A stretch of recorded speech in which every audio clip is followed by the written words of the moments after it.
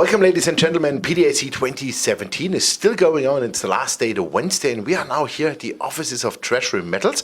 And of course, I wanted to use the chance to talk to the new CEO, Chris Stewart, who just recently joined the company. Chris, good morning and welcome. Yeah, good morning.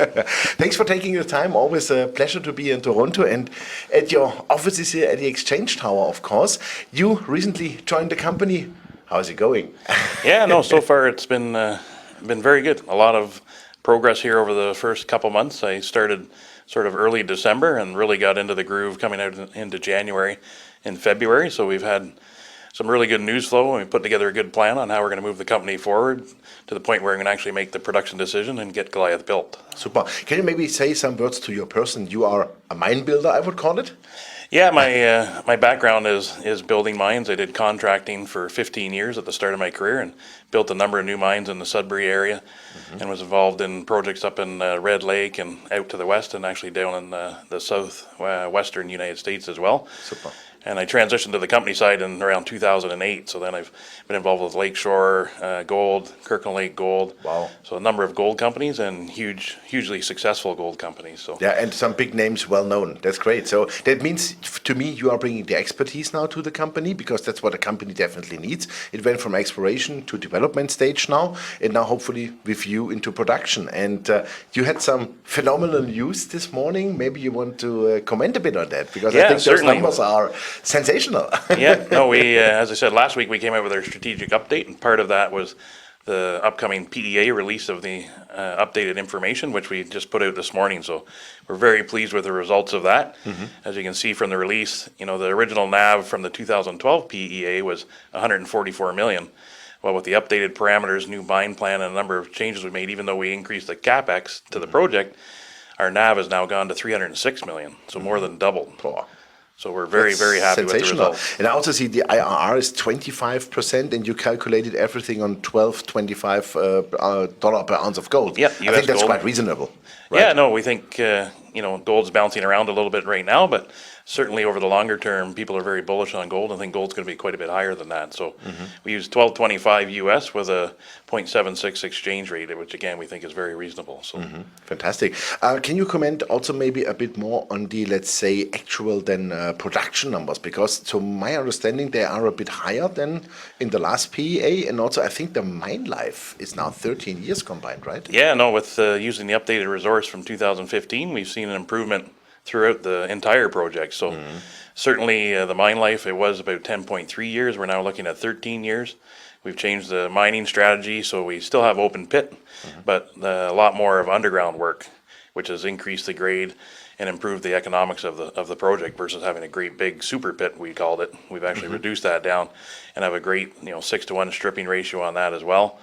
So we're very pleased with sort of the new mine plan and how all that's working out, right? So I think when you look at the capital, I said that's one area that I was a bit concerned about when I first came on board. When you looked at the initial capex from 2012, it was a bit low. So we've readdressed that now in the new PEA. So it's gone from 93 million to about 133 million. So a bit of an increase there, but we think this is a lot more realistic number based on the 2,500 ton per day mill that we want. And we've also now included a backfill plant because of our focus on the underground long hole. We put a backfill plant in there as well, which wasn't in the original PEA. So. Yeah, absolutely. And I think also if you have to raise, let's call it 100 or 130, I think that makes not a big difference. No, I don't think in the whole scheme of things. It's still a very low capital, upfront intensive project, right? So it's something that we're certainly capable of getting built. On the production front, as you mentioned, original PEA was about 80,000 ounces a year. We're now looking at an average of almost 90,000 ounces a year, and we actually have 4 years 3 to 6, where we actually peak at over 100,000 ounces a year. So how does that come then? Because the ore is richer, or? Yeah, well, again, it's because of the sort of change in focus on the mine plan with respect to the underground. The underground grades are around 4.8 grams per ton versus the open pit, which is around 1.9. So originally we were running the open pit for quite a bit longer at sort of full throttle. Now we've decided to run full throttle for a couple of years, use that cash flow to build the underground, and then crank the underground up and run it at a lot higher rate, 1,600 tons per day, and then just supplement with the lower grade feed from the mill. So that's why we see the improved economics and production profile.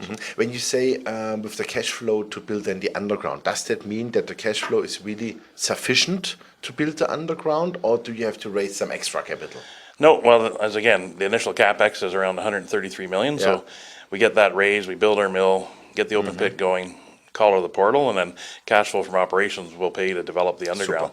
Super. So by, the sustaining CapEx is in and around the same, about 132 million for the whole project. So. Okay, fantastic, great. Let's talk about cost, because that's the most important part when you're on production. Because it's nice to have a production, but when you produce at $1,200, it makes no sense. Yeah, no, for sure. So what are your costs now? What have you evaluated? Yeah, so our operating cost is actually sitting at $518 US. That's low. So it's very good. Yeah, we're going to be certainly in the lower quartile, I think, of operating costs when it comes to mine operations. If you would calculate that to a real all-in cost, not only AIC, it's call it real all-in. Where do you think you come out after, pricing everything in? Yeah, I think, and again, this is just. I know it's a forward-looking statement for sure. Yeah, just and an a bit of a estimate. I mean, 516 is beautiful. Yeah. But when you have another, let's say G&A and whatever, and you are 1,000, it's not so beautiful. But can we say maybe you are around the 700 level or something like that? Yeah, no, I think we'd actually be under 700. I would say probably more in the 650 range. Super. Well, that's very healthy. Yeah, no, I think it gives you a great margin, I would call it. For sure. Yeah, fantastic, great. So very healthy economics. What's next on the planning?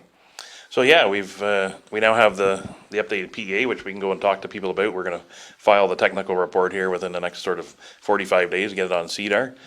And then our plan is to basically move forward now with a feasibility study in mid this year, basically August, get that started, and that should take about 10 months to complete.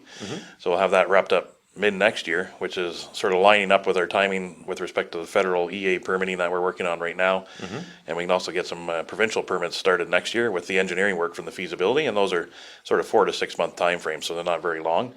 So we should have ourselves in a position in the second half of next year to make a decision on going to build this project. Super, fantastic, that's great. What is money in the bank? Because now you have to fulfill a lot of commitments, a lot of work. Do you have enough money? Yep, we have, currently we're sitting in around $1.5 million in the bank.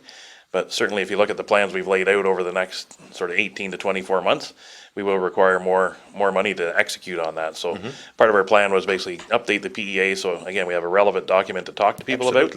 Yeah. And hopefully garner a bunch more interest in the company. And then we need to go out now and raise some money to basically fulfill our plans, which I think, if you look at the gold space over the last 3-4 weeks, there's a lot of deals happening. I think there's a bit of confidence coming back into the gold space. So I think our timing is actually very good to make this happen for Treasury. Yeah, super. No, I mean, congratulations on the numbers. That's really sensational. I mean, we are following your company several years now, and you have delivered. And really like what we see. So all the best for that. And we look forward for the next updates, of course. And I'm pretty sure you get the money. Yeah, no, I hope so. We have great plans, so thank you. Super. Chris, thank you very much. Yeah, thank you. Ladies and gentlemen, there was Chris Stewart, the new CEO of Treasury Metals. Yeah, you heard it. Chris is a real mine builder, worked for some big names like Lakeshore and Kirkland Lake and brought mines into production. That's exactly what that company needs here, Treasury Metals, as they are now in the, I would say, high-speed development phase. Just released a sensational PEA. Well, you heard it, with an IRR of 25%, $306 million NPV.